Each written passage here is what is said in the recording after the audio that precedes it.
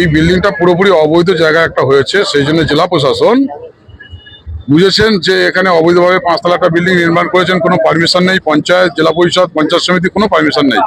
এইভাবে সারা এলাকায় অনেক আছে, শুধু এটা নয়, অবৈধ কাজ সেখানে চলবে না।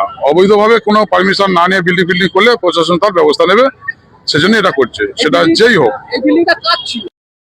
সেটা এখানে আমাদের অভিষেক বন্দ্যোপাধ্যায়ের নেতৃত্বে হয়েছিলেন। এটা ডায়মন্ড হারবারে শুনেছি নাকি কার্যালয় ছিল, কিন্তু প্রশাসন তো দেখলেন যে এখানে অবৈধভাবে একটা বিল্ডিং নির্মাণ হয়েছে, এতদিন পর্যন্ত করতে পারিনি।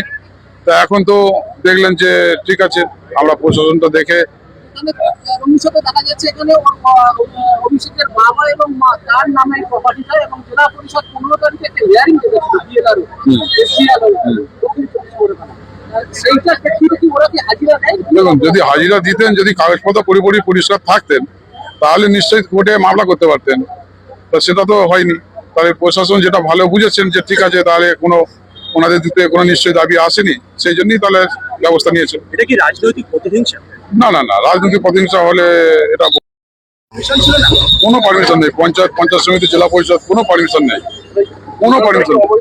হ্যাঁ, আমাদের ডিস্ট্রিক্ট ম্যাজিস্ট্রেট সাহেব, এসডিও সাহেব, বিএলআর সাহেব সমস্ত তদন্ত করে, সমস্ত বিএলআর সাহেব, ঠিক আছে, এসডিএলআর সমস্ত এডিএমএলআর সবাই তদন্ত করে সমস্ত রিপোর্ট করেই তো নোটিশ মেরেছিলেন। এরকম অবৈধ সম্পত্তি সেগুলো কি ভাঙা হবে? হ্যাঁ, আস্তে আস্তে দেখুন, অবৈধ সম্পত্তির উপরে গৃহ নির্মাণ করা তো ঠিক নয়। আরে ন্যূনতম পঞ্চায়েতের একটা পারমিশন থাকবে, তো সেটাও নেই।